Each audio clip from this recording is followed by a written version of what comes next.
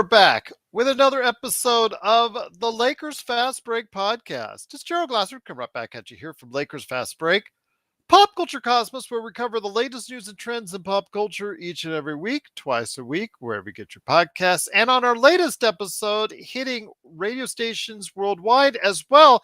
Go ahead and check it out because we cover the latest video game news that's out because there's a ton of video games coming out right now. It is video game season. Once September hits, it is video game release after big video game release. So we cover it all this week on the Pop Culture Cosmos. Plus also as well, Inside Sports Fantasy Football. Chris Sardieri, who knows, maybe even Magic Man might stop by to talk NFL Week 6. What's going on there? Some injuries. I know my teams are going to have to do some shuffling after the latest injury news. Go ahead and hear what we have to say at Inside Sports Fantasy Football. Plus also as well, of course, Joe Soro. He is out and about. He said he would be in and out all week because he is traveling at this point in time. So he is on another side of the country than what he's used to. But go ahead and support his company still because it's still available to you today. Simblades. Simblades with a Y.com. And you know he's still talking about the Lakers. That's Ox1947 at LakersBall.com. Hopefully he'll stop by. But again, he is on vacation, so to speak. So go ahead and still support him today at Simblades. Plus also as well, Laker Tom, the #1 Lakers blogger that's out there, and Jamie Sweet, our performing guy, because he's going to perform in Southern California some music later on this week. Go ahead and catch both those guys each and every day at Lakerholics.com. Plus our good friends, Empire Jeff TV, Lakers in 5, and John McCallion. Those three guys have got great YouTube channels that you need to support. After us, of course, you watch ours, then go watch theirs. Of course, Empire Jeff TV, of course, as well, Lakers in 5, and of course, the John McCallion channel. Go ahead and subscribe today. And speaking of subscribing, we're now up to 1,083 subscribers. Truly appreciate everyone who has subscribed to our channel.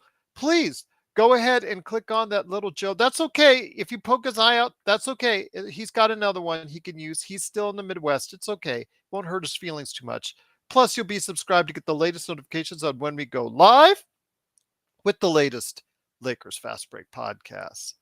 Well, welcome to the NHL season as well. Congratulations to the Golden Knights who are getting their rings here in just a few minutes and officially getting the banner put up there and all that. So congratulations to them. I saw the big crowds heading into the T-Mobile Arena where the Lakers were last night. And in doing so, they did win 129-126, but it was how they won, especially in the first half, where they shot a ton of threes. And in fact, for a team that shot an average 31 attempts a game from behind the arc last season, the quote from Darvin Ham, I'm paraphrasing here, but after the game, he said, "We definitely want to shoot more threes, but we don't want to go crazy." But the Lakers ended up shooting 55 threes, which is almost double what they averaged last year. Is this a good thing with the talent roster that we have? And also, word comes today of a Dave McMenamin piece on ESPN about how Darvin Ham also wants AD to shoot 6 threes a game. Is this a good thing? I had my discussion back and forth with Zanger Stein, one of our awesome people in our chat that's always there. Should we go ahead and continue that process and allow or ask AD to go, because he's going to do it whether he wants to, Anthony Davis to go ahead and shoot 6 threes a game? We'll see if that's a smart idea here on the show as well. Plus, we got a letter earlier today. We got an email, LakersFastBreak@yahoo.com. Shano responded to it. Joe had his response as well. But I'll have my response if we are too harsh on JHS. And I told Magic Man I wanted to start at 6, but I had to start at 7. I got delayed. Why did I get delayed? Because it's Amazon Prime Days. I'll tell you what Laker deals you can get on Amazon Prime Day as well. But first, it is 3-ball, which, again, the Lakers are looking more into leaning to. They do have more shooters this time around that they're incorporating into the rotation. Austin Reeves is starting from the get go, a 40% shooter last season, right thereabouts. Also, as well, D'Angelo Russell, and also a 40% shooter. And of course, Torian Prince, who says he's going to be a 40% shooter this season. He's 38% last year. You've got Christian Wood, who was 38% last year. So the Lakers are trying to bring in more shooting to the mix. Is that necessarily a good thing? Because it does take away, while it is good for some things, it does take away from others. And here today to discuss that with me, a good man indeed. He's the madman from Toronto. He did get out of Toronto traffic to shoot some threes and let it rain. It is Magic Man Sean Grice. Magic Man, great to have you here, my friend. Looking forward to a good conversation for the next hour about the Lakers. And before we get into tomorrow's game, as far as that's concerned, with the Kings at the Honda Center in Anaheim, thing that came up both Saturday and also yesterday was the increased number of attempts from three. Now, they did shoot at a good percentage in the first half, and it worked out to 75 points in the first half. But your thoughts? Darvin Ham has made some comments about shooting more threes, but not going too crazy. They almost ended up doubling their average in yesterday's game. And then Anthony Davis being asked to shoot 6 threes a game himself, which I'm assuming you can also throw in LeBron 7 to 10, maybe even increasing his load from outside the arc. Your thoughts on the wisdom, or maybe not so much wisdom, on shooting more threes for this team, or having the right players shoot the three? Ah, great, great segue, Gerald. I have to say this. Do you remember that old fable about Peter Cottontail? Mm-hmm. Do you remember what happened when he went into Mr. McGregor's garden too many times? I've only read the story once when I was a kid, so you have to refresh my memory. It's Yeah, been just a few years, as I've been yeah, told earlier today. yeah. So the McGregors ate rabbit stew for dinner, and Mm. I think that's kind of the way Laker fans should kind of look at this idea of AD shooting 6 threes a game. Gerald, in doing some research for the segment, happened to come across two very interesting numbers. So, Mm-hmm. in 660 career regular season games, Gerald, how many times do you think AD has shot over 6 threes a game? Just ballpark. I'd say 3 to 5.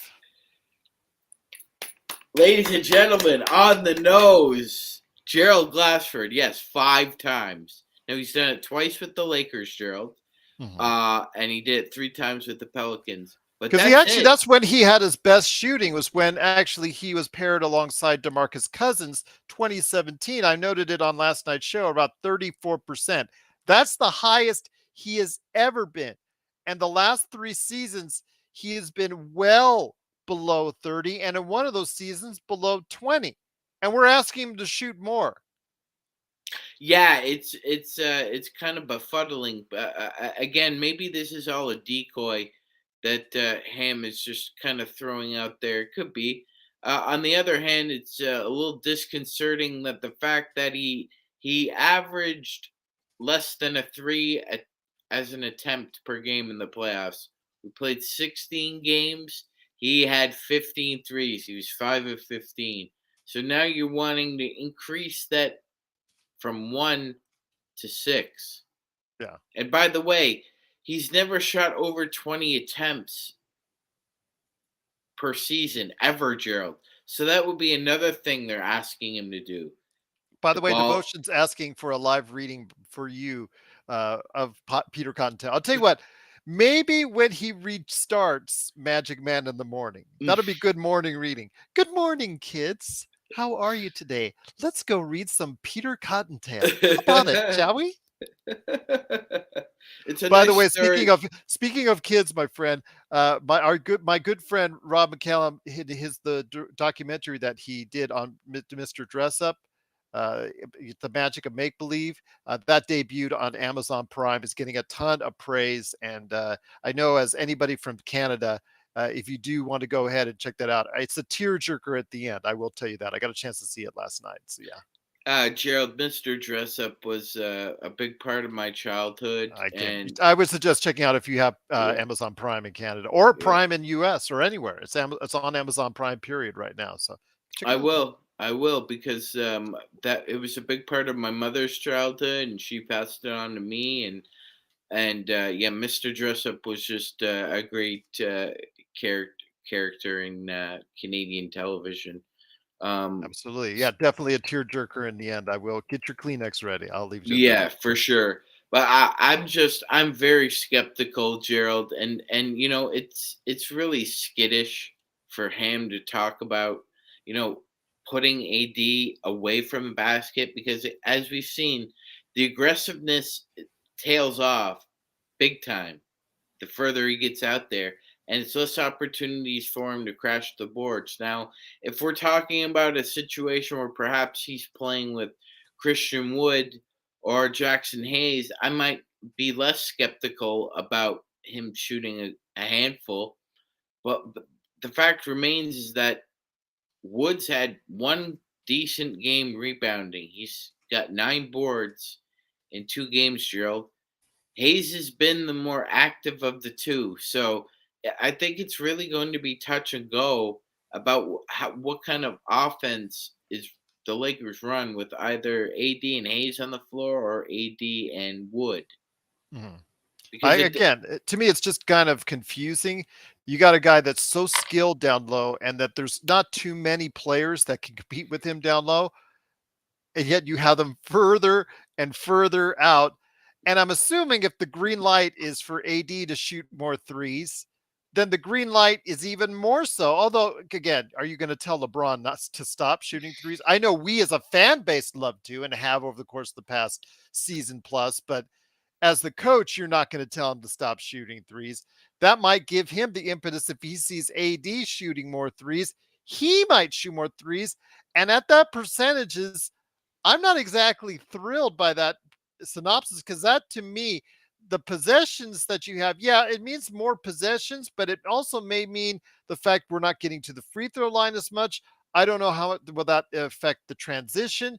It may improve the scoring, which would be great, but I'm not sure if it's the best thing because it will take some of the things away that we were so good at last season.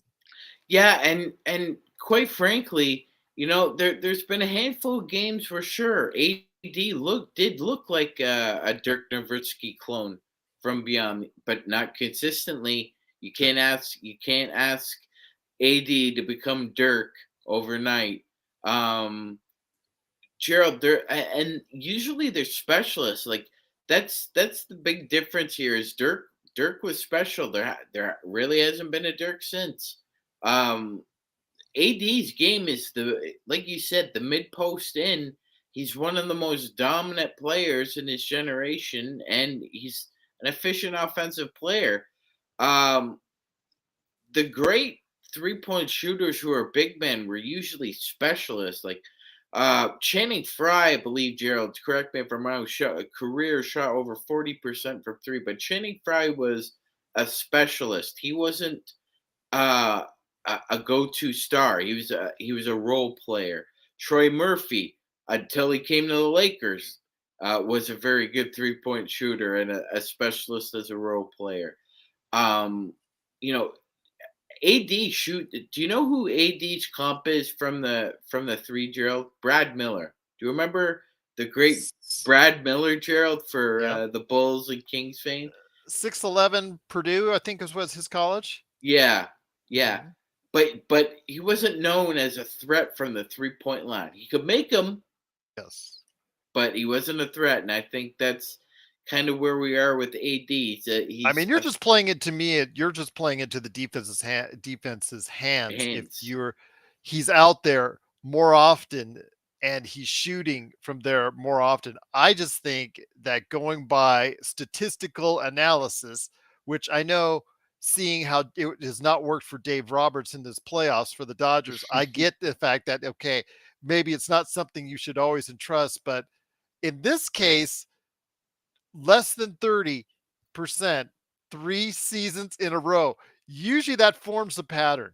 And sometimes you hear like John Collins. He had a finger that was really mangled last season. His numbers went down from behind the arc. He got a surgery, so maybe you could go ahead and say, okay, we're going to go ahead and give him a shot to go ahead and put up as many threes as he can because that might have been a misnomer. Or it's Jason Tatum. I heard had the same thing with his wrist that he hurt in the Right. playoffs a couple seasons ago against the Bucks. Okay, if he's got it fixed, all right, and he's got to go. Okay, that's fine, but AD does not, to my knowledge, have any type of hand, wrists, finger injuries outside of the normal wear and tear over a dozen seasons, if I'm not mistaken, at this point in time. Yeah, no, you're not mistaken. You're Yeah. 100% correct. Yes, so there's really no issue or qualms with that. And like we talk a lot about reverting to the mean, ladies and gentlemen in our audience, and usually it reverts to the mean. So if he took six threes a game, he might make one or two on average. Now, once in a while, he's going to make three or four, but that's going to be once every 4 or 5 games. We saw what happened when we got gluttonous with the 3 point shooting, Gerald. It was just out of order, just very chaotic, a lot of disorder, especially corralling rebounds on the offensive glass. I mean, it behooves a team that if you're going to play five out, at least one or two people need to be below the free throw line in order to be able to secure a offensive board in the secondary possession. We didn't get a lot of that. And not only that, we found ourselves with at least three or four guys below the free throw line, still not able to corral the rebound. And we got absolutely murdered in transition. We were one of the worst transition defenses before that trade was made, Gerald. And Denver ate our lunch in transition in the Western Conference Finals Well, based that's on one the thing. When you take more threes, you leave yourself open for that. And if you're not a good transition defense in the first place, that's not really helping your cause. Now, I'm not saying I don't mind more threes. I'm not going to go on like Clint Eastwood and go out on the middle of my lawn, right. all that. I want them shooting more threes. It's just that I want the right people shooting more threes and AD and LeBron to benefit for them by being able to have a wide open lane or more open lane so that they can do their thing down low or drive to the basket. That's what I'm looking forward to because you see the numbers in the article that Dave McMenamin posted today on ESPN. I'll give you one of them right now. This really, really accentuates why I am concerned. And I don't think Z actually gets it. I don't think she saw this statistic, but check this out, my friend. Anthony Davis had an effective field goal percentage of 38% on jumpers in the regular season and playoffs. That ranks him dead last, dead last among 245 players with at least 500 jump shot attempts in the past 3 seasons, according to ESPN stats and information. Dead last, man, dead last, and you want him to shoot more from the outside. What am I missing? No, you're not missing anything. Wow. And wow. You are the very Hello. last name on the page there. We had to get to the end of the page, AD, to find you there. Come on, Darvinham. Come on, coach. Like this is getting patently ridiculous here. Last, you know, inefficient, the most inefficient. That is an issue, and that needs to be corrected by taking less. I mean, there's also been a regression with his selection as well, Gerald. He averaged 3.5 his first year with the Lakers, and then it went down to 2.8. I know, yeah, it went down to underneath that. That went down to because Angerstein and I were arguing. Well, he hasn't shot 3 attempts per game. Well, the first season he shot under 30%. 3 seasons ago, he was shooting 2.8 attempts a game. Then it got worse as he got worse and he got less, which actually was a good thing. If he shoots less when he was shooting under 20%, like he did 2 seasons ago, That's okay. And then he shot less last season as well. I know Zangerstein had talked about, going and having him shoot three, four, five. I don't even think she was actually talking about six times a game like Darvin Ham is considering. But again, we are harping on it because to me, the numbers just don't bear it out unless something has fundamentally changed for Anthony Davis in his jump shooting from distance, that he's more consistent like he was in that bubble season. Because you just really point out and you stress on that bubble playoffs. I get it, but that was one moment, one era in time. He has never been able to replicate that as a Laker. Are you confident that he's going to be able to do that now that he's being asked to shoot it upwards of four, five, six times a game by Darvin Ham? Um, I'm less confident than I was a year ago and the year before. Lightning can strike several times in the same place, but I mean, it's hard to catch lightning in a bottle again, Gerald. You make a good point there. That's tough. Not to mention the fact that the last time he shot, I believe, above 35% was again during the bubble. He shot That's 38% the for only three. time is in Yeah, those playoffs short runs. yes, yes. So The I mean, it was a good change of rhythm, I guess, for the Mhm. offense. The fact that he was able to be in that kind of zone. Um, but times are different now, and like you said, Gerald, let's look at the offense pragmatically. Okay. If they're going to shoot more threes, that means there's going to be less transition opportunities. That Mhm. may also lead to less free throw opportunities. Now, as Gerald just poignantly added, you don't want a plumber to do the job of an electrician. In other words, AD is so potent down low that the further you move him out, the less frequency we're going to have free throws for a person who's a Well, career let me ask over. you this. Let me tell you this. What did we talk about last season, my friend? Who was number one in the NBA in free throw differential? And it wasn't even close. It was like historic numbers as far as how the big difference for one team, for as far as the team that's actually getting to the line to the team that's not getting the line. Because remember, we talked about the Lakers. They got to the foul line the most. They took the most free throws by far than anyone in the NBA, and they fouled the least in the NBA. So that differential was the best thing you could do for free throws right there. And by shooting more threes, you will be taking away some of that. And if you're going to do that, you have to put it in the hands of people that are going to be able to hit the three at a required rate of 35%, 37%, 40%. Those are things that we have to now. Zangerstein is still trying to go ahead on stay on that mountain in our chat, the best Lakers chat room that's out there, the Lakers Fast Break, by saying he needs variance in his game. Okay, how much variance do you want during the course of the game? Because if he's taking more threes, LeBron is probably going to be taking more threes because he sees he's going to be at the green line. I just, again, based off the numbers and statistics that are out there, I'm not sure if it bears that out that they should be the ones that take more threes. I don't mind the Lakers absolutely taking more threes. I have no problem with that. It's just who that takes it that I have kind of concerns over. Yeah, because like you said, Gerald, the differential between free throws and least amount of fouls taken is going up. It went way up last year. Well, if we take more threes, it'll be more like this. It'll be an X. And you never want to see an X on a graph. That's not good. That's not good. That means either things have gotten a little better because they were bad, or things have gotten a little worse because they were good.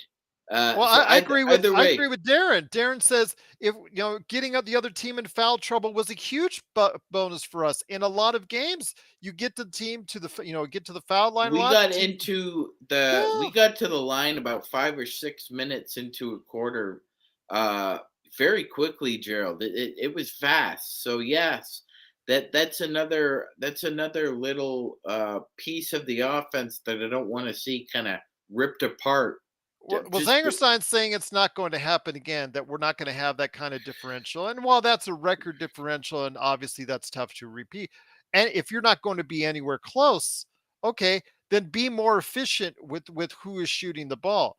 And Zangerstein is always talking about variance for AD, variance for AD. That's going to refine his whole game. Well, if he's only getting 20 shots a game, let's say 50, 17, 20 shots a game, and six of them are now coming from beyond the arc instead of maybe three or four that could have gone inside the arc. I don't know. With the statistics bear it out? I mean, they obviously say, well, if you need to shoot from the back, if you shoot from the 3 point area at such a percent, it's just like shooting from inside at such a percent. That's will that balance out if he shoots a more expanded amount of threes? That's my problem. I'm still having a tough time to come to grips with.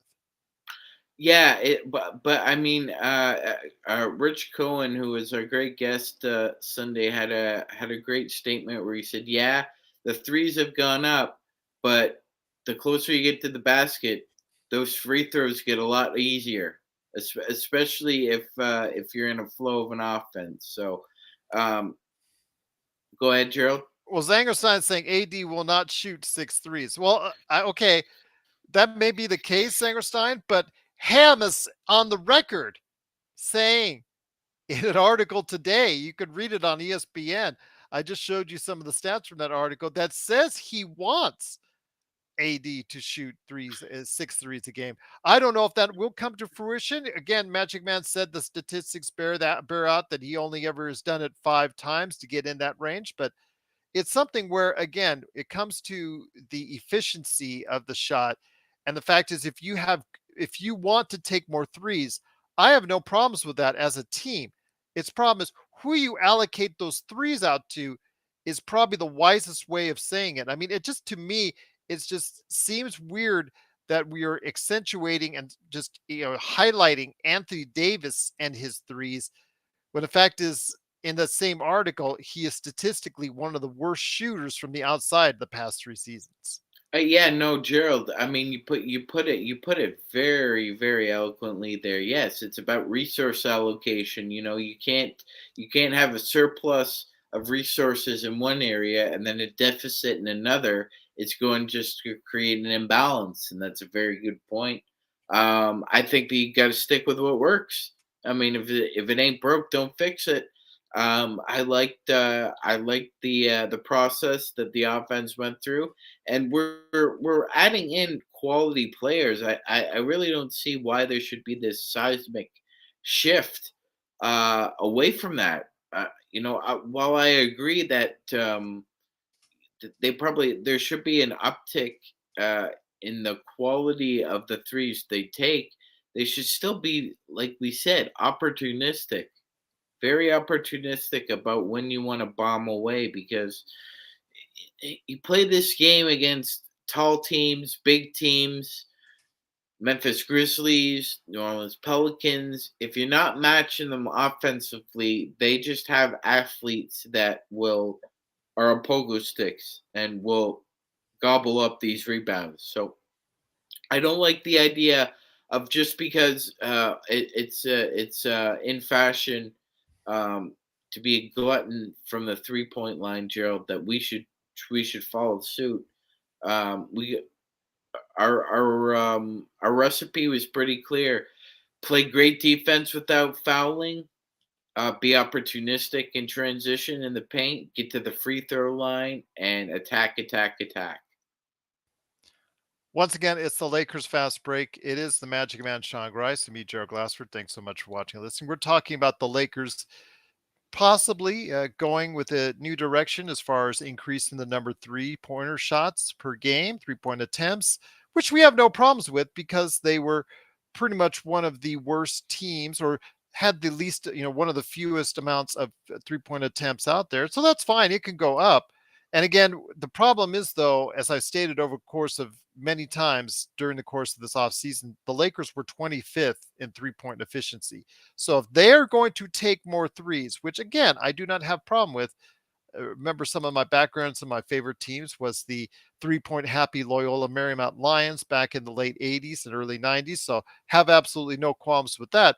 It's who is taking it and how many times you're taking it. I mean, again, it just comes to the point where, yes, AD may not end up taking 6 threes a game, but the fact is, the green light is out there. The offense is more dialed in.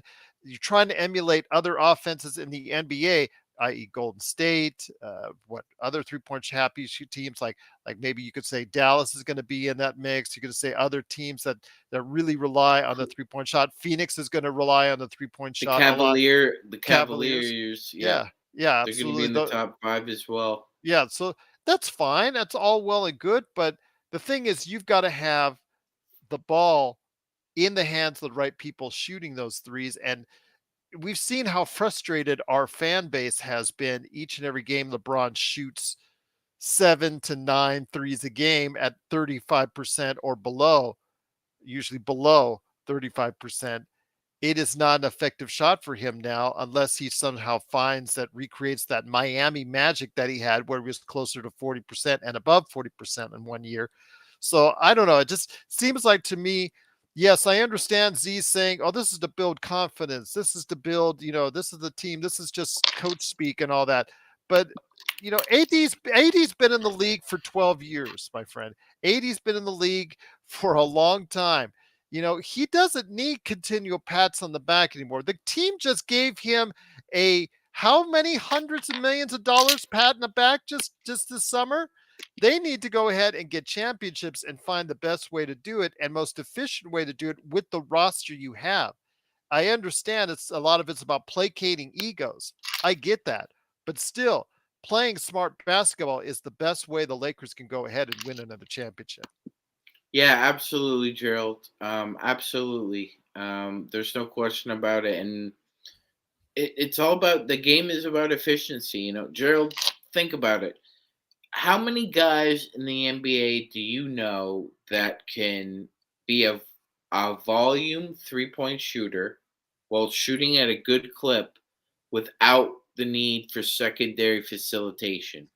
How Z is many? mad at me. Z is terribly mad at me. Go ahead, my friend. I can only think of about 3 right now, Gerald. Actually, Zangerstein, actually, Magic Man put it up earlier in the show that it was actually in 12 years. When did AD shoot more than 3 threes a game? He actually quoted 5 times. I think was that if that was correct. So I'm just saying when it comes to it, And once in the playoffs, Gerald, yeah, once he yeah. shot But over 6. but Darren has a good point. Okay, maybe he won't shoot the 6 threes a game, but he'll be out there on at the edge of the 3-point line, Well, trying and to this space is me out. And the right. thing is, his man, knowing he's not a great shooter from out there, does not come out. So he's out there literally taking himself out of the play or many plays if he doesn't get the ball. That's my point. The more you have him out on the 3-point line, the less effective he may be. Absolutely, absolutely. This isn't Lamar Odom 2.0, Gerald. Exactly. Lamar was able to do that. If you sagged off Lamar, he was able to dribble drive, and he could make that dribble drive 3, Gerald. He was He very ended the adept at Orlando series. series with 2 3-pointers in the second half, if He I was remember very correctly. adept at it. But you're talking about a outstanding player there with just a different skill set as a big man, slightly different tools, and you can't ask AD to do that again. Um, Now Alan says if he does make it though, we do become unguardable. Yeah, if LeBron shoots at 36 to 38%, if AD shoots 36 to 38%, I'm not asking for 40% from those guys. If they shoot above 35%, that does make this team a lot more difficult to guard. But the numbers just don't bear it out over the course of a 82 game season, yeah, even though if they only played 65 or 70 games. that's right, Joe. I mean, we love when LeBron has those streaks, right? But we're bound to know that at some point at the end of the year, he's going to finish where he normally does, around 34%, Yeah. 34 to 36. That's the number with him. If he shoots 36, that's a bonus. Well, But yeah, sometimes it seems like alternates. Sometimes he shoots 34 to there's 36, sometimes he shoots 32 to 34. That's the bad part when he shoots with the kind of volume that he shoots on. Now you're asking AD to increase his volume from out there. Again, it's not just the fact that he's out there even possibly shooting. It's the fact he's out there more times out beyond the 3-point line, trying to space things out, except he's not drawing the defense out there. We saw last night Claxton really was letting him going ahead and okay, shoot the three, and he made at least he made some. Of course, the past couple games, absolutely. If he can shoot like that, that's fine. But the problem is when it comes to AD, when it comes to LeBron, if you want them shooting more, understand there's going to be some effect, whether it's good or bad. It'll be determined as we see over the course of the entire season. yeah, 100%. And Darren, he only made one. That's right. as I was trying to illustrate earlier, Drill, if you look at advanced stats, there's a particular one that I really pay attention to, especially when we're talking about big men and threes. So it's the percentage of field goals assisted. That's the percentage of field goals a player had assist needed an assist on in 4 seasons. AD's assist percentage from three is at 1,000%. So my point is that you can't put a round put a round peg in a square hole and vice versa. You can't pull AD out to the three, ask him to be a volume 3-point shooter when that's not his game. He's not able to do that. He Mhm. needs help. He needs help like consistently, Gerald, to make threes. There are only a handful of guys who have the ability to uh, be a volume 3-point shooter at a good clip without secondary facilitation. Jason Tatum, Trey Young, Luka Doncic, Steph Curry, and I'd put Dame in there right now too. So those five guys, but those are only five guys out of 450, and AD is not one of those guys. So there is no way in hell that you can ask him to increase. First of all, if you're asking him to increase the field goal attempts, great job, great job. Just we're not going to take threes, Gerald. We're not going to ask AD to take threes. He's almost a career 52% shooter from the field. He's usually 55 to almost 60% from 2 pointers. He's still very efficient in the painted area, high 60s. His Sometimes mid it's range was the lows. one thing that went away from him as far as us. We talked Yeah, about it, three it was pointers. really The low. most important thing for him was his mid range, which got away from which as we saw from the numbers, his jump shots, his jump shooting the past 3 seasons, he is dead last in the entire league. So that is of concern to me. But Alan in the chat room, he has been great with his suggestion. He wants Reeves and Delos with 4 to 6 a game, Prince with 3 to 5, Rui with 2 to 4. If Wood can find a stroke with 2 to 4, that's fine by me because those guys are proven 3-point shooters that have been able to go ahead and shoot at a high volume over the course of multiple seasons. Well, Austin Reeves hasn't over multiple seasons, but you get my drift. It looks like he's going to be a pretty good shooter in this league. So with LeBron, he is just going to take whatever he's going to take. He's LeBron. You really can't argue with him. You just say, go ahead, do your LeBron stuff, and we'll deal with it. It's AD being pulled out constantly, whether he's shooting or not. That's what I have concern about because it takes away from what you're trying to tell me that you want him doing most is shooting the ball inside the paint and shooting it with great efficiency inside there. Yeah, no, Jared, it almost feels like that kind of offense is like an inverted spider web that we're being caught in. And That's I understand that's where the league is progressed to, and I get that, and I like the threes. I like seeing people take, chucking up threes. I think it's great. I understand the statistical analysis of it. And Zangerstein says, "Oh, it's to create variance," and that's not, again, I get it. I understand. If so it's, so but thing is though, if he makes one of every three, that's 33%, right? Is yes. that- That's one of his highest seasons ever. if he makes 1 out of 3. That'll be one of his highest seasons ever as far as efficiency from behind the three-point arc.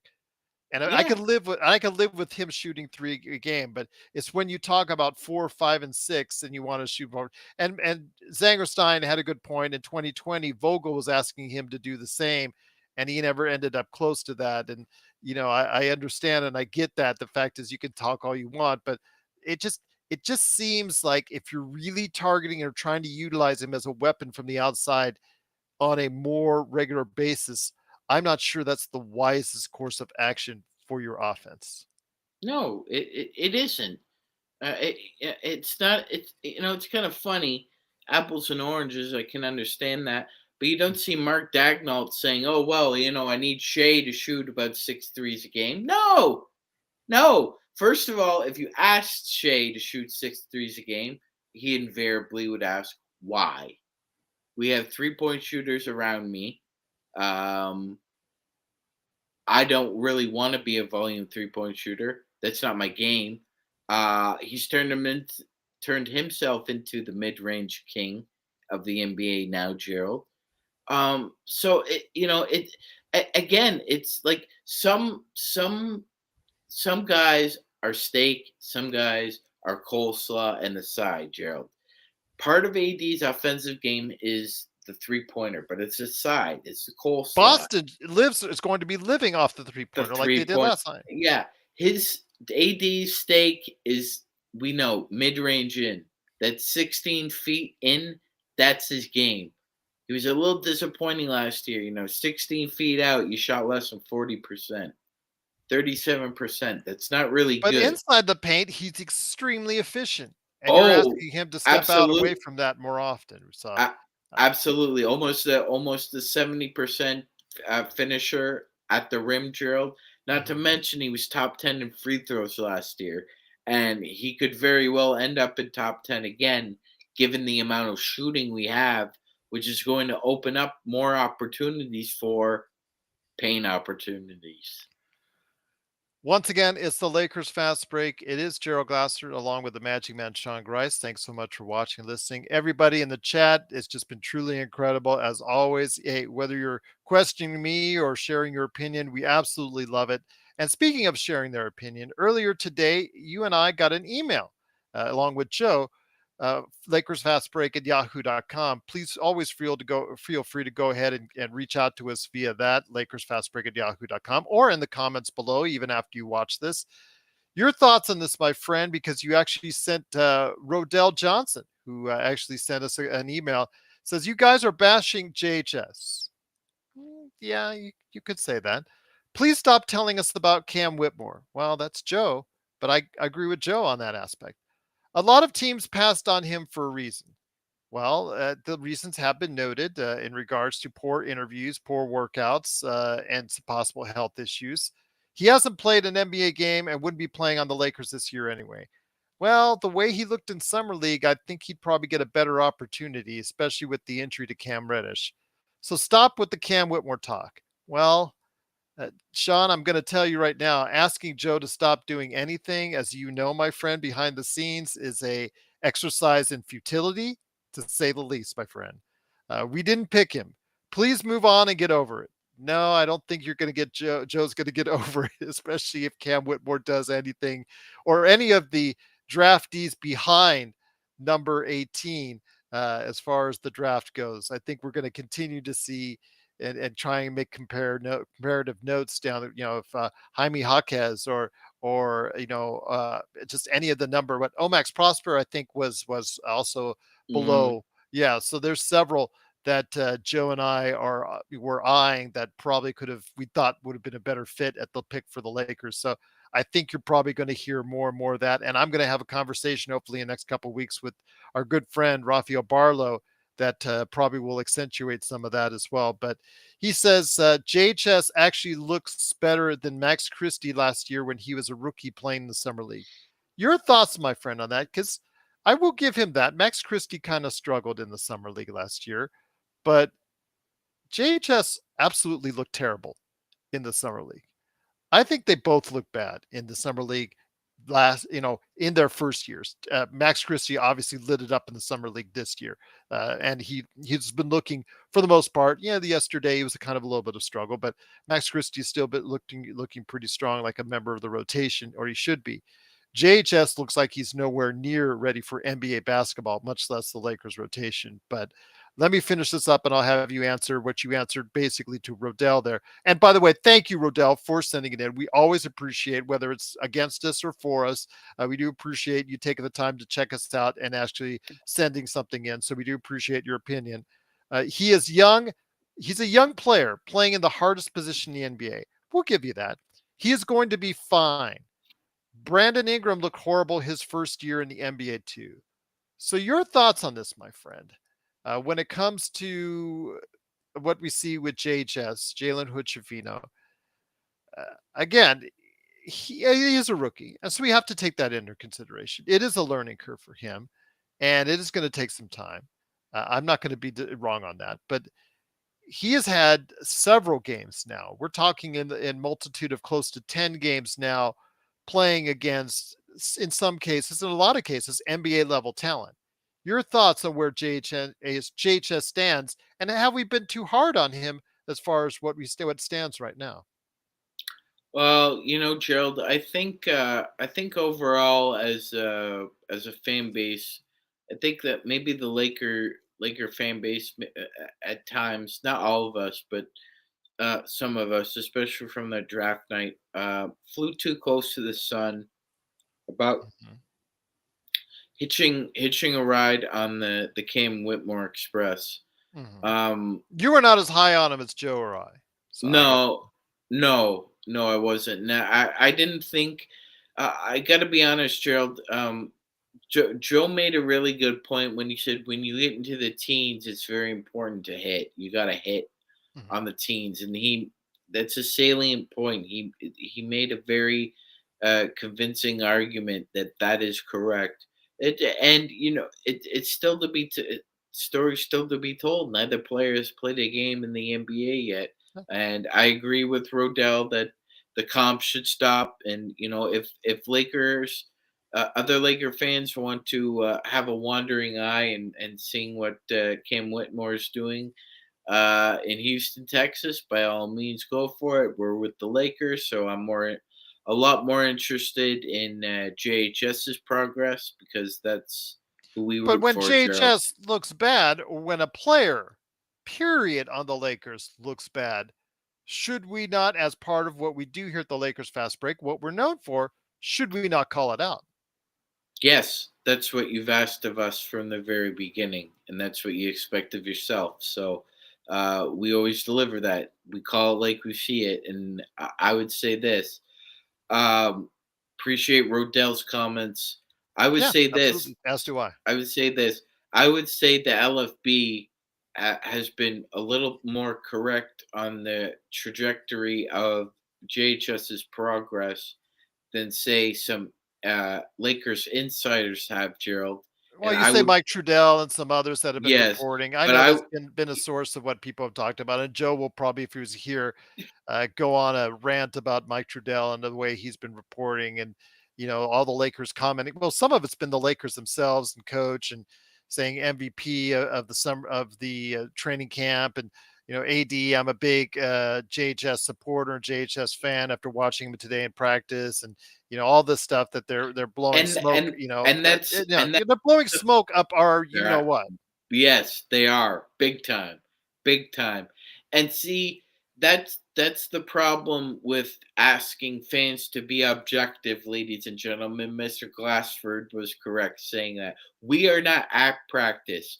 We are not seeing this. So you're relying on the eye test of supposed people who know what they're writing about and talking about. And as Gerald just illustrated, what you see with JHS in practice might be a world beater, Gerald. But when the live bullets have been flying here, he hasn't been up to snuff.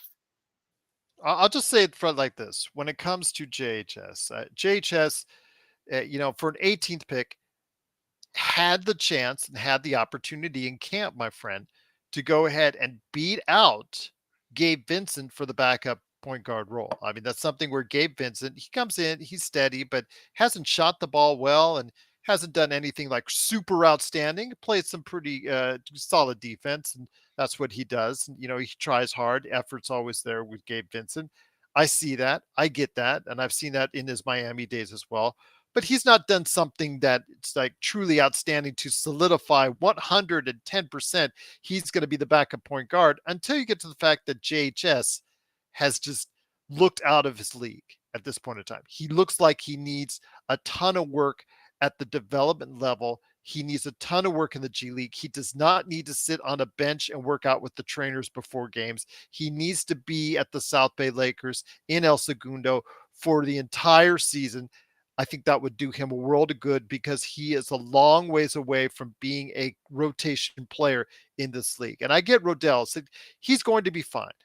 I don't know if he's going to be fine because I've been analyzing the draft for years now. I'm not at the level that Rafael Barlow is, but you've seen me. I've done draft shows, I've done draft previews in the past. I used to write draft previews and used to look at this as far as seeing tape and seeing audio, seeing video, seeing video of and YouTube of these guys and just analyzing whole games and watching whole games. I used to be seeing this stuff for hours and hours on end, so I put some time into it, and I've seen the fact that we can all be wrong at from period of time to time. And there's a whole bunch of players over the past few years drafted in the first round who have not panned out, have not worked out. I think off last night, somebody was talking about, on one of the shows about Killian Hayes.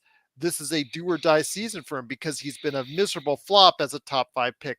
I mean, why do we have the the eighth, ninth, and 10th pick for, was it the 2019 draft? Mm-hmm. Yes, we have the eighth, ninth, and 10th pick from the 2019 draft because they all failed with their original teams.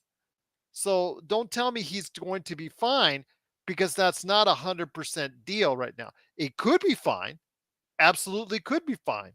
But the problem is we're not sure if he will be fine because we've seen so many failures in the draft previously by all the teams. And the Lakers have been fortunate enough to draft well, or they've drafted a lot of rotation players, whether they've stuck with the Lakers or not. I just see some issues going forward with him that he needs to address. He needs to get with the coaches, and he needs to do it at the developmental league where he's actually playing minutes out there on the floor continuously before you go ahead and throw him out on the floor for the Lakers. Yeah, Gerald. I mean, we're just kind of being honest about what we're seeing. You can't separate the body from the mind when you're on the basketball court. And But Zangerstein likes Maxwell Lewis more than JHS. I'm still, on the fence on Maxwell Lewis. He had a decent game, his best game yesterday. But then again, this is the kid who got donuts in 3 games in the summer league and looked absolutely lost. So I'm hoping he'll regain some of that because I did see him at Pepperdine, and I do think the kid has some potential as well. But again, he needs a full season in El Segundo as well. yeah, they both need time to process the NBA game on a little less of a stress level, Gerald. That Yeah, that that's absolutely. that's the big issue here. They're very stressed out. And guess what? When we all started a job, we were all stressed out too. But there comes a point in time where the rubber needs to meet the road, and as Gerald has illustrated, how we have said it throughout the summer, is that there is an outline there of a really good player, and I'm more along Z than I am Gerald with Maxwell Lewis, but with JHS, there's a bit of a different. Yeah, he's 6'6". Yes, he's not the biggest. He's not the most profound athlete that's ever come out of the draft. So he's more ground or pound. As Gerald was saying, if you're ground and pound, got to take better angles. Got to shoot. Got to shoot. Rod Strickland was a great facilitator, but he never had a jump shot.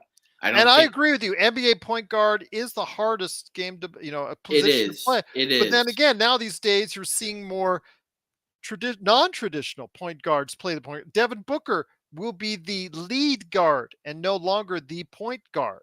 He, And Gerald, so that just shows you that maybe the point guard position in and of itself is changing as well. absolutely, Gerald. That whole position has kind of, yeah, gone through a bit of um, makeover a And little and, bit. and Rodell was right. Brandon Ingram absolutely stunk it up his He first did. year in the league. He I saw, did. just taking a look at the stats: 9 points, 4 rebounds, 2 assists in 79 games. Shot only 40% from the field, 29% from three, and he actually shot free throws absolutely terrible at 62%. So yeah, he was miserable his first year in the league. And you're right, he became a all-star level player, depending on who you talk to, as far as a franchise player, depending on who you talk to, but he became a very good player in the league. So there is that possibility he could become just that. I I'm not think putting it out there, but he right. needs a lot of development and time and reps, and he's not going to get that sitting on the bench in his, in his warm-ups, just being able to shoot only before and during halftime. Well, and Gerald, let's not. That was a very good point by Rodell, and Yeah, in the absolutely. vacuum, you agree with it. Brandon Ingram was also a number 2 overall pick. But Mhm. like there was just there is a distinct huge difference between the raw talent of a number 2 pick like Ingram versus JHS. Big time. Even Rodell would have to admit that. I Yeah. mean, and yes, his first season was a little miserable.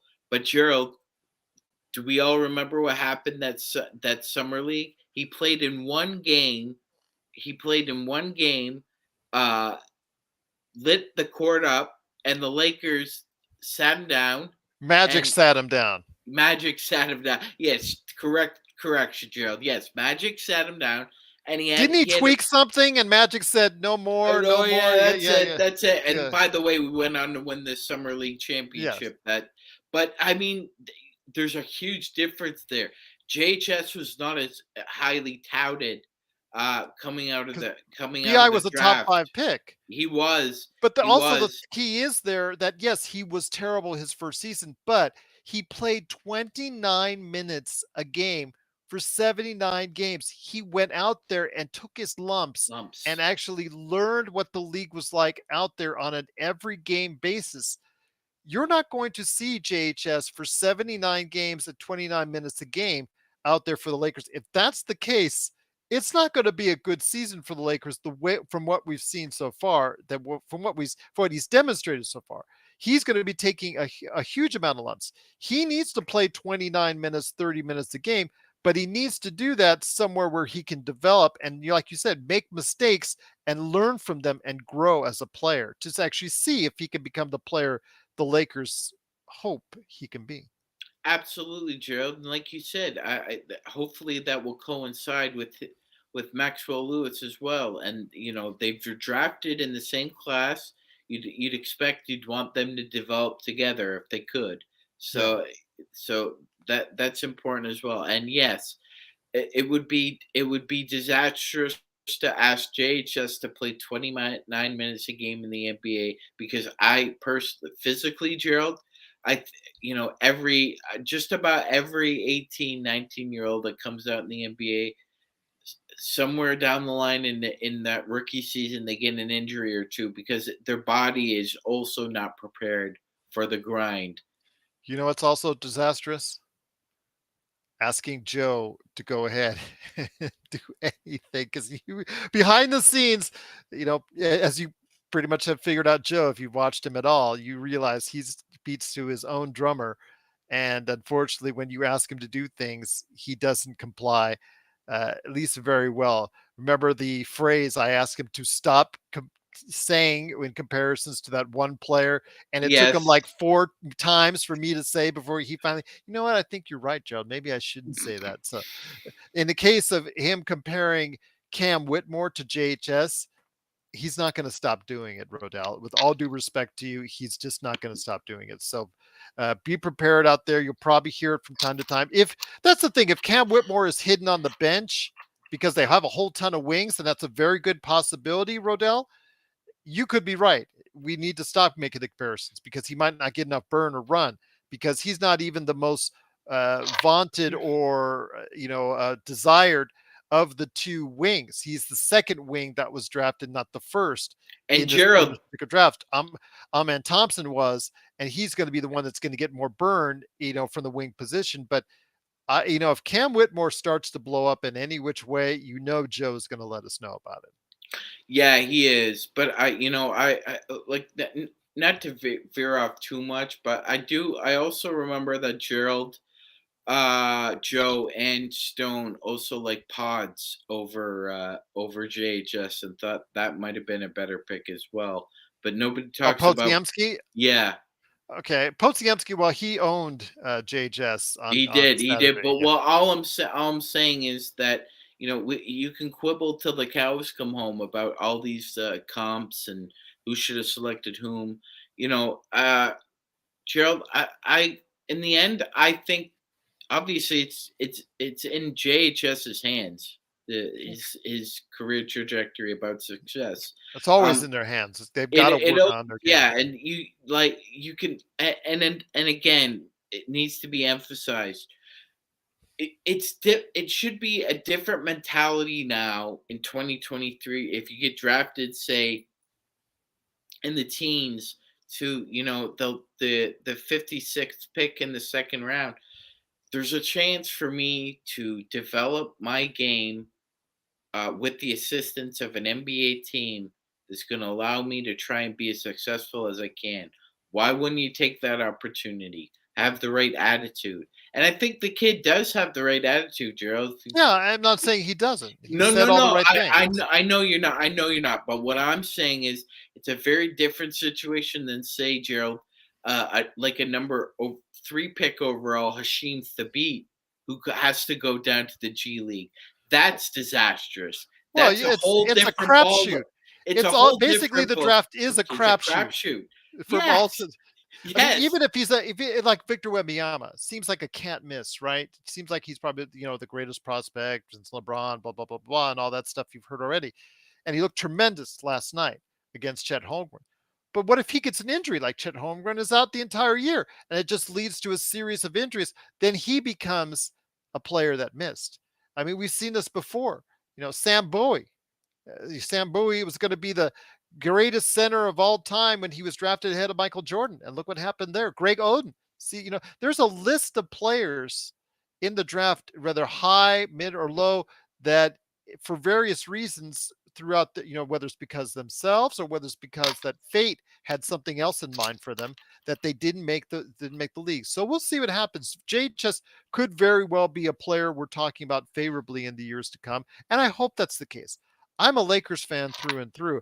I certainly hope that's the case. We don't enjoy bashing the kid, but don't ever tell us to not be honest with you and give you our honest opinion at all times.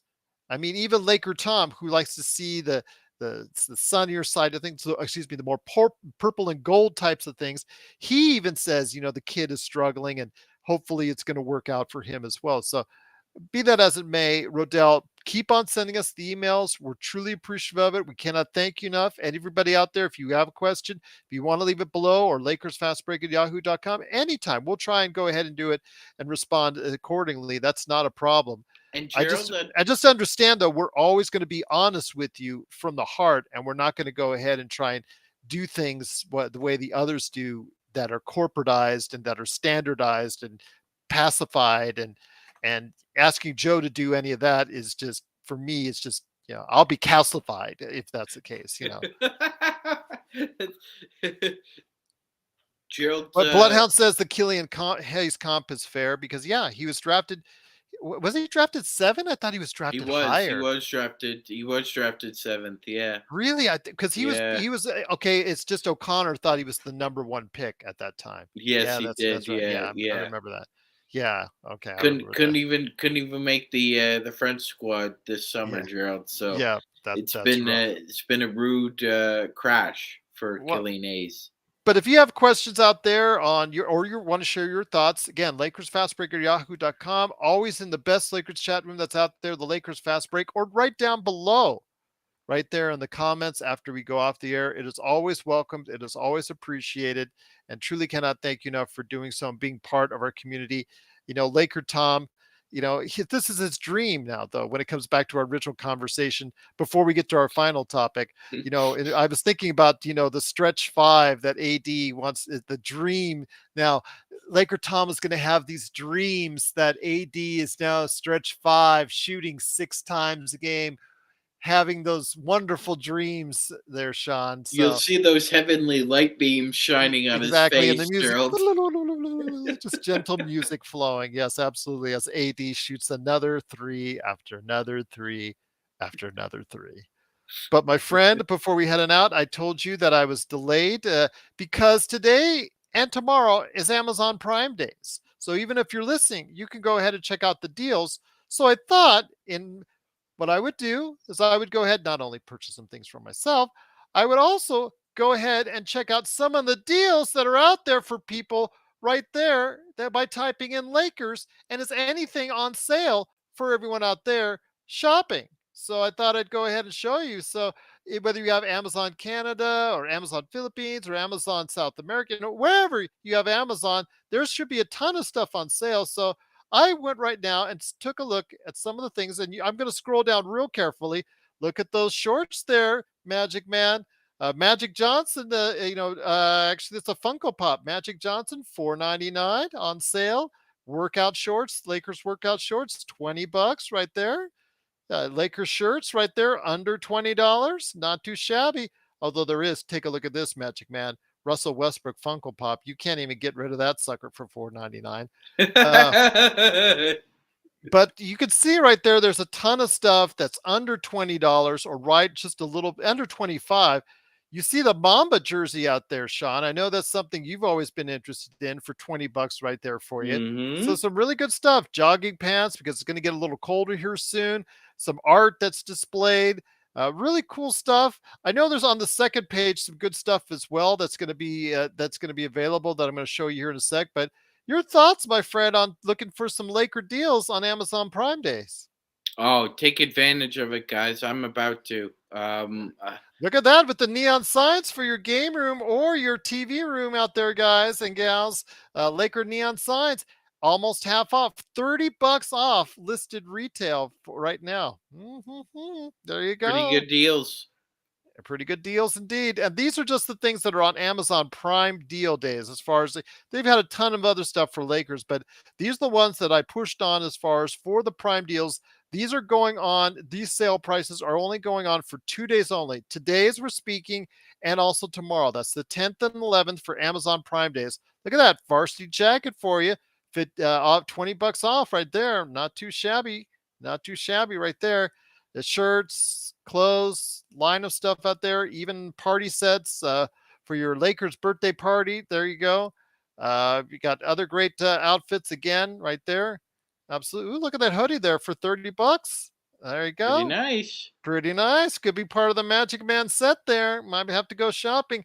Get you some Lakers sandals. Ooh, hoo, hoo. There you go. But any last thoughts, my friend, on the Amazon Prime deals before we head on out? Get them while the getting's good, guys. Lakers gear is so expensive. When you can get the deals, take advantage of it. From a person who's been ripped off before, trust me, take advantage of these prime deals. Bloodhound, again, go to Amazon. You want that neon sign for your room, your office. I'm just thinking about it for here, but it is $30 off right now. It's normally $79.99 retail. It is $49.99 for Amazon Prime Day. So that's a pretty good price right there for you. So you might want to take a look at that. Again, just some great deals. Zanger Sign says Prime Day for books is what I am in for. Absolutely, Z. You know it. Great deals are abound. Go for it. And with Audible and all that, they've got. You might like. It sounds like you like the hardcovers. In fact, I actually got it. I got to pick it up. I've got the book Magic Man from Rich Cohen, so I got to. I'll show that to everybody tomorrow night. But yes, the hardcover of that. But I did get my hands on it, so I got a copy. So yes, and I did get the copy today, the hard copy for the author we're going to speak to later this month. So I got to show that to you as well. So I will say, though, again, it's been great having you on the show. Truly cannot thank everyone enough for being part of the show tonight. Tomorrow, 7 p.m. Pacific, playback.tv/Lakers Fast Break. It is live on playback as we go ahead and share our thoughts and our experiences with you on playback.tv/Lakers Fast Break. Please join us as we watch the Lakers and the Kings tomorrow from the Honda Center in Anaheim, California. Go ahead and check that out. Also, as well, of course, the post game, the best Lakers post game that can be found anywhere in the universe is always right here at the Lakers Fast Break. Magic Man, looking forward to more threes.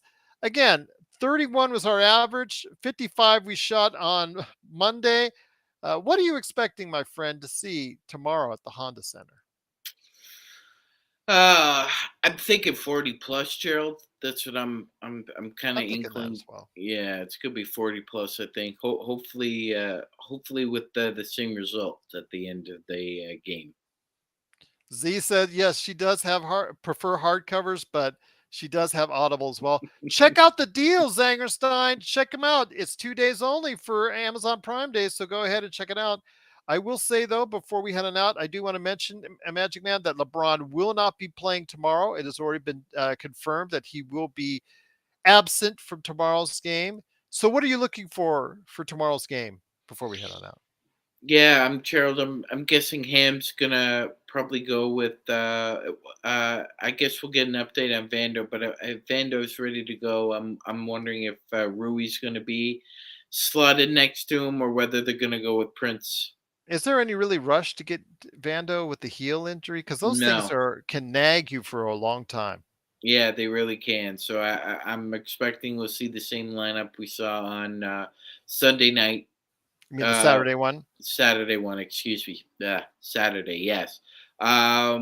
Hopefully with the same result. Gerald, LeBron didn't play against Golden State at the Chase Center. There's no way he's not going to play Friday. He's definitely going to play Friday at the Crypt against the Warriors. So I mean, we expected this, right?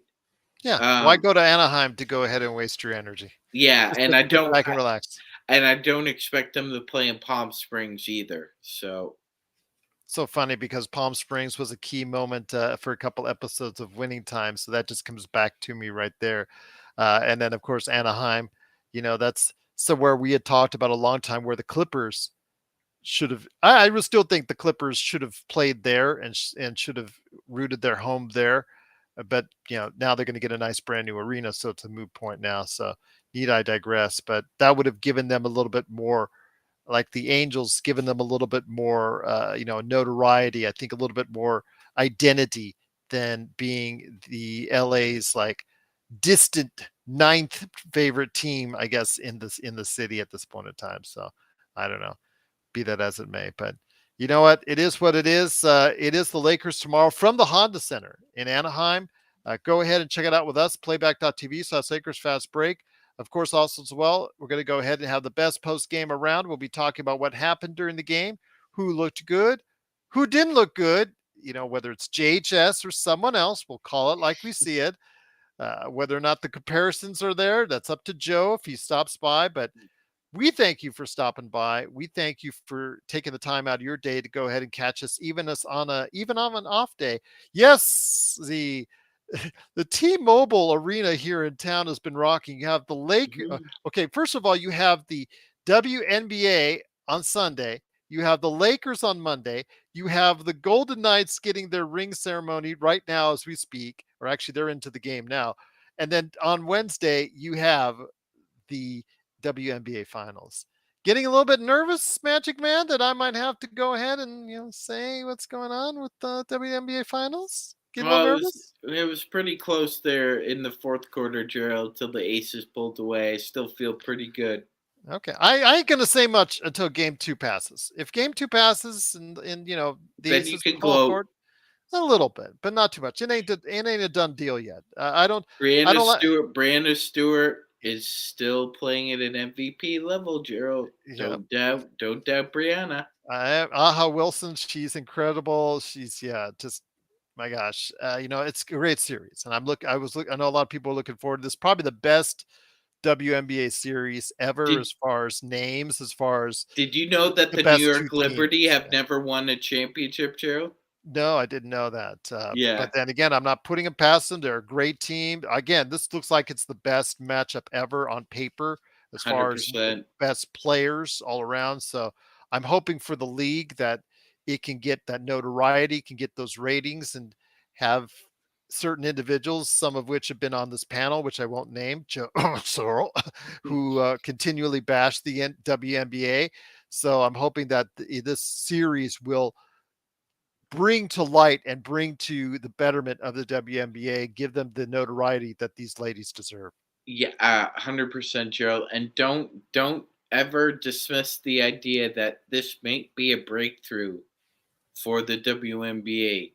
In the 1980s, there was a huge rivalry between the Los Angeles Lakers and the Boston Celtics. And within that rivalry stepped onto the court a transformational basketball player named Michael Jeffrey Jordan. Now, Gerald, there is a transformational women's basketball player playing in Iowa, Ames, Iowa, named Caitlin Clark. If the Aces and Liberty can continue this rivalry and Caitlin Clark sneaks into the WNBA, it might be a spark, Gerald. You never know. You never know. It could do just that. The league would sorely need it, but playing, running up against the NFL, running up against NBA basketball, NHL, it's a hard deal. But I wish those ladies a lot of luck. I wish those ladies success, and I wish the league a tremendous amount of success going forward. So I'm really hoping that they can go ahead and get it done. Of course, I'm rooting for the Aces. You're rooting for the Liberty. I know, again, I'm not calling anything out until I see the championship held up. Then you never know. You never know. We'll see. Hmm. But I will tell you, it's great fun to go ahead and be part of what we're talking about here at the Lakers Fast Break. Go ahead and join us tomorrow for the Lakers and the Kings. Once again, 7 p.m. Pacific. Of course, right there for you, playback.tv/Lakers Fast Break. I know I say it all the time, but I got to say it again just to make sure you got it. Playback.tv/Lakers Fast Break. Truly be a part of our awesome coverage each and every time out. Laker Nick stopped by. He's always great on the show. Laker Tom was there last time. He had a lot of fun with us. Joe is there from time to time. And it does get a little bit risque on the language there. Stuff you don't hear here, you hear there at playback. All right, Z. Hoping everyone well. Wish everyone well over there too. Z, wishing you always the best. Wishing everybody in the chat room, Darren, Search and Destroy, awesome as usual. Everybody, as far as Devotion, Lifted, Blue, Bloodhound 73, all the Bloodhounds, Eric, everybody, Tune, everybody that was a part of the show today. Cannot thank you enough. You've been awesome, and we truly appreciate it. And you're why we're here, and you're why we're doing. And we cannot thank you enough. And we'll be here tomorrow to bring you more good stuff, the best post game in town, and the best Lakers coverage anywhere is right here at the Lakers Fast Break Podcast.